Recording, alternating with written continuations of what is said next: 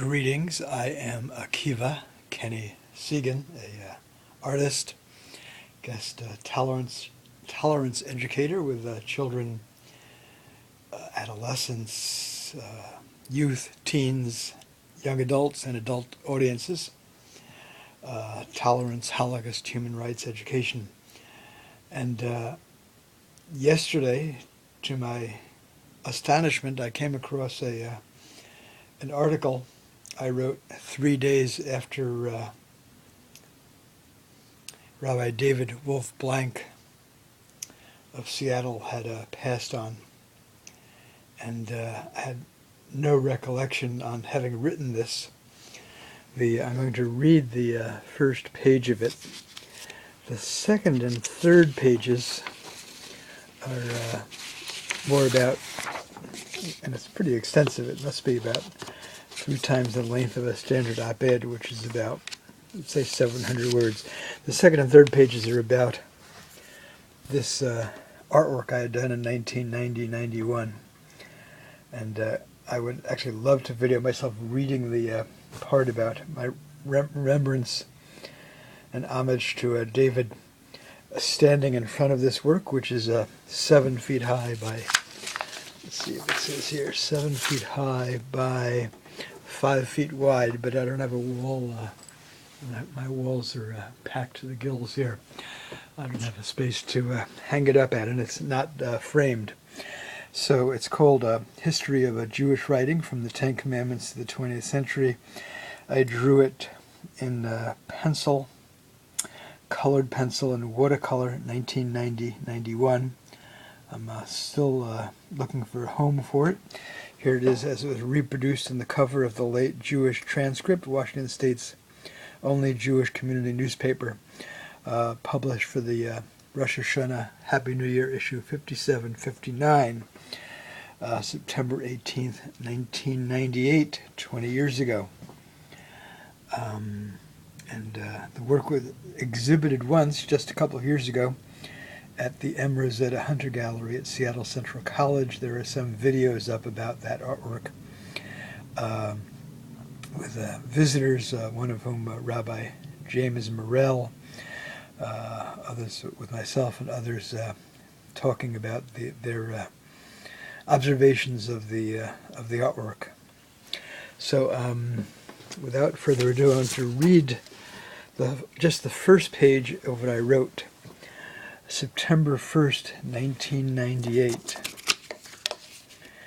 And how should I do this? Okay, hang on for a moment. I'm going to pull out a chair. I'm going to sit, and the viewers, I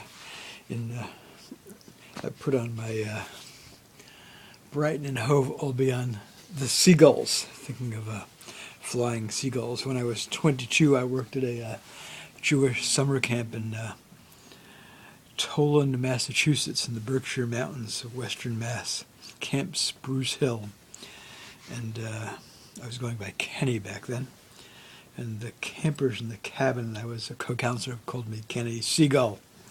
When I guest lectured at Sussex University in 1999 and again in 2004. One of those trips I was delighted to get a Seagulls cap, the Brighton Hove soccer team. Okay, thoughts on Rabbi David Wolfe-Blanke with background notes to a history of Jewish writing from the Ten Commandments to the 20th century. September 1st, 1998. It's now 3 nights since the passing of my much beloved Rabbi David Wolfe-Blanke, and I'm writing this filled with a feeling of profound sadness and loss. At the same time, I feel like the fabled somewhat meshugunah. It's crazy. Tevye, a fiddler on the roof floor, as I contemplate that David would prefer to sing, to dance, to smile and laugh with each of us, to focus on the joy in life, when it's all too easy to let the stress and surus, that's Yiddish for worry, we create for ourselves overshadow the joy and fun we can find in life if we only bother to look, learn, share, and offer ourselves, faults and all. Reb David's love of God, of Jewish ritual, of exploration, of learning and teaching, of science, of Elaine, of hanging with his son Ori weren't just abstractions. They were connected in a way which I can only hint at understanding. While listening to a variety of speakers memorialize him, each one knowing a bit of David from one's own unique perspective, I learned he had his fabulously active mind and hands in a zillion projects, which he extended out to many dozens of us around greater Seattle and the country. He was like a teacher octopus. Even more astonishing is it took the tragedy of his death to learn that all these projects were farmed out by David to individuals who knew not about anyone else's David-directed project, and they were for our entire community in the broadest sense of the words. Perhaps he was doing the same with people in other countries.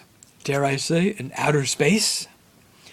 A speaker at his memorial service likened him to E.T., the extraterrestrial, a Spielbergian movie fame.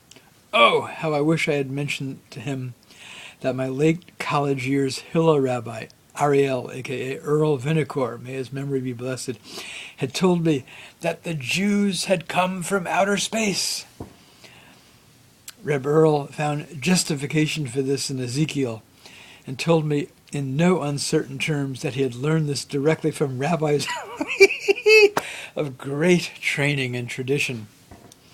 Like Rabbi David himself, with his complete immersion in Lubavitcher yeshiva, but David wouldn't have needed even the likes of a tzaddik, a great teacher, to have found resonance with the idea of Jews from outer space. However preposterous this may sound to you. For, as many will tell you, David was of outer space. Grounded to his wife and son and hundreds if not thousands of people around the planet, yet so immersed in God and the mysteries of the universe that he broke down those walls which separate science from religion at every opportunity. I should be giving this as a sermon. For me, this best manifested itself through David's very personable style of leading the congregation of visitors at Sabbath services. Experience of Shabbat, that's the Sabbath, with David was unlike anything I'd ever participated in before. I feel touched just to have known a mini iota, a microcosm of the cosmos, which was David's universe, inner and outer, kind of like a pupik, you know. A pupik is a navel. That's Yiddish. One of my favorite personal words of Yiddish, of the handful of Yiddish words I know. That is a belly button. There are innies and outies, and they're both fabulous to behold. Ask any Jewish 5-year-old. He poureth forth radiance. What more can I say? I used to kid with another congregation member that we had a Ask Dr. Science Rebbe. Pregnant starbursts, the universe expanding, of course, along with the room we were in, and Brooklyn, too, if anyone had needed to ask. Comets, stars, constellations, each were interconnected in David's quest to learn and share the mysteries of God and life and everything. A plant and photosynthesis, the birth of a red dwarf star, a meteor shower heading your way.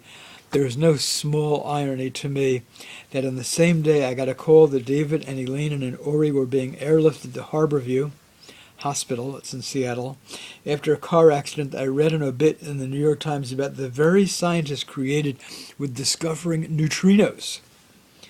I don't know if neutrinos made their way into one of David's Shabbat services. If they did, it would have made no difference whether you knew what neutrinos were, because it was his exuberance, his excitement in telling us that neutrinos were all over and zapping each of us, and the whole wildly changing universe that would have made me smile and burst out laughing. How could anyone resist such an approach to Shabbat, to Torah, to lessons? Oh, David, so many you touched. Your wonder will stay with everyone you taught in ways unseen through each day of the rest of our lives. And may we have wisdom to pass that along to our families and friends. That's it. And I will mention that there is the transcript published a article I had written that accompanied the reproduction of the history of Jewish writing artwork in that issue, September 18th. I believe there is a video up of that, of my reading it. I will include the URL in my description text to this video post, and if it isn't on YouTube already, I will look for the article and I will post that too. All right, there you have it. And wow. Okay.